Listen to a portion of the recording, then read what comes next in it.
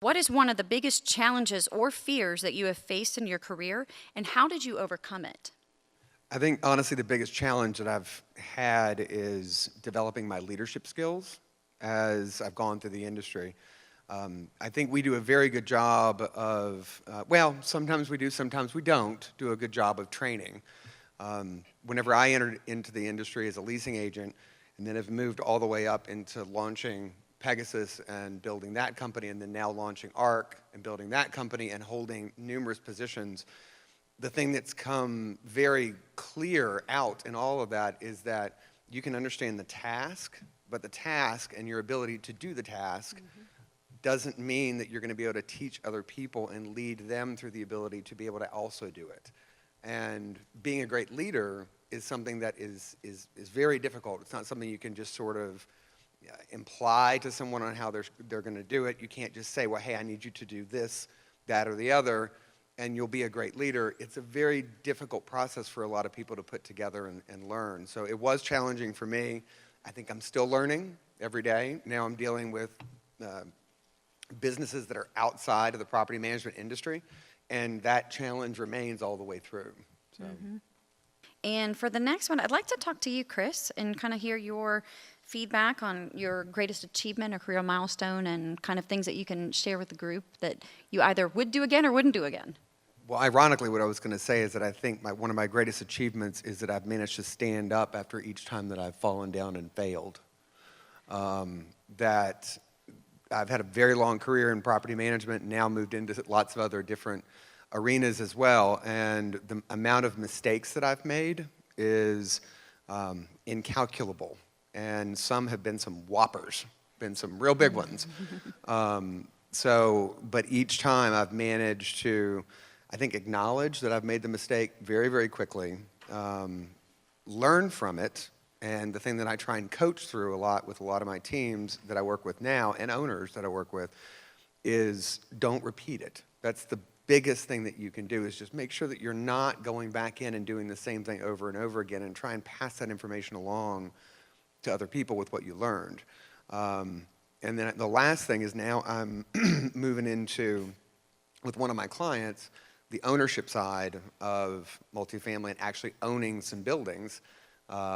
So that's an exciting thing, so I think it's a big achievement, but on the flip side of it, I know too much than most. From a lot of the owners that I've worked with in the past, they understand operations just enough, but I know too much. Like, I want to be able to jump in and say, well, I'm going to help hire this person, or I'm going to jump in and I'm going to, improve the turn process because I'm a big process person.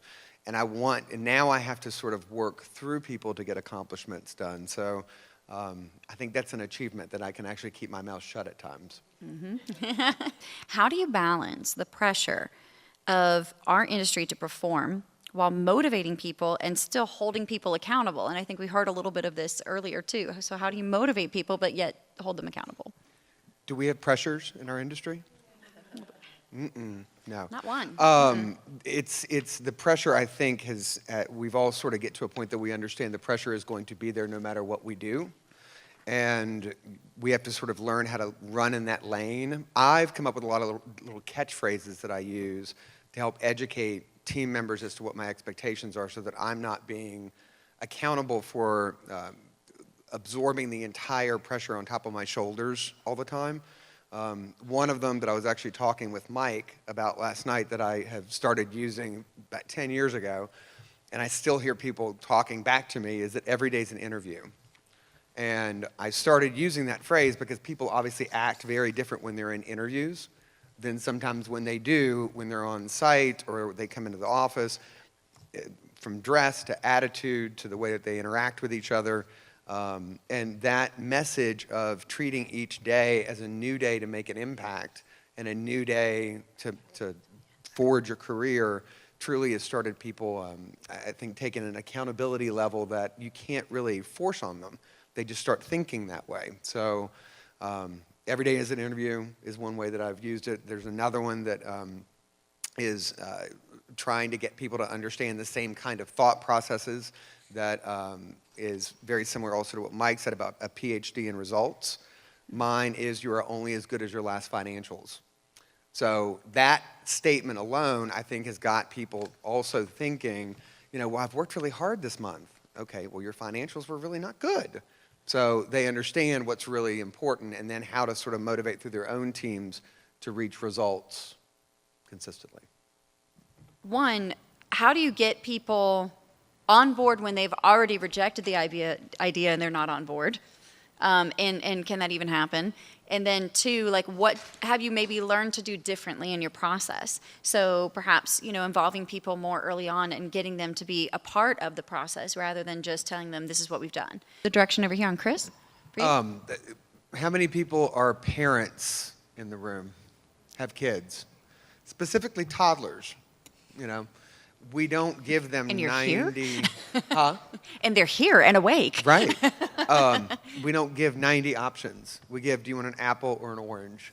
And what I've learned is that when I'm making a substantial change in an organization, and when you're building a property management company from 0 to 22,000 units in 5 years, you're doing it literally every single day, constantly. But what I did learn is ask a lot of questions in advance, continuously keep asking questions for feedback, whittle down to 2 options.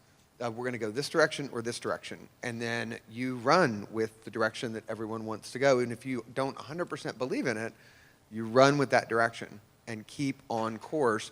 Then lastly, make sure that you have a very open line of communication during the rollout process and during the next few months, and continue to keep getting good feedback and trying to adjust and implement as you go on the fly. And I will say, in the age, we've heard a lot about social media. We've heard a lot about instant communication. We've heard a lot about, unfortunately, I think there is a more than not, sometimes people tend to look for the negative. And there'll be resistance. And there'll be, I wouldn't have done it that way. But eventually that does calm down. So be patient, stay the course, believe in what you're doing, and keep reinforcing the positive. But do listen if you need to adjust a little bit. And apples and oranges. What if you had one tip? Now, I'm going to frame this up. Be quick, but your secret sauce, your takeaway. What's one thing that you could tip us off to? It's a ritual, something you do personally, not your company. You hang your success on this. It's when you go to bed. It's when you wake up. It's you read, you journal, you write. You do something unique to yourself. That's the one thing that you could share with us. Kind of like, I call it a success tip. Stand in a Superman pose in the shower in the morning.